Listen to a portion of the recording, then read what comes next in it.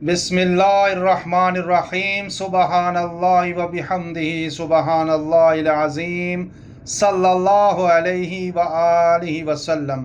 ناظرین کرام، یہ چند الفاظ جو صحیح حدیث کے ہیں، جو انسان نیند سے جاگ کر یا مثلاً رات کو آنکھ کھل جانے پر اگر صرف ایک بار بھی پڑھ لے، صرف ایک بار، تو ہوتا کیا ہے؟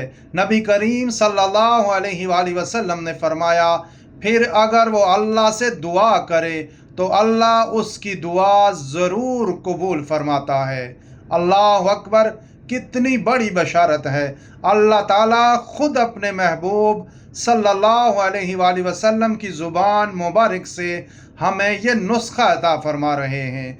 لا الہ الا اللہ وحدہ لا شریک لہ لہ الملک ولہ الحمد وہو علی کل شیء قدیر، سبحان اللہ والحمد للہ ولا الہ الا اللہ واللہ اکبر ولا حول ولا قوت الا باللہ۔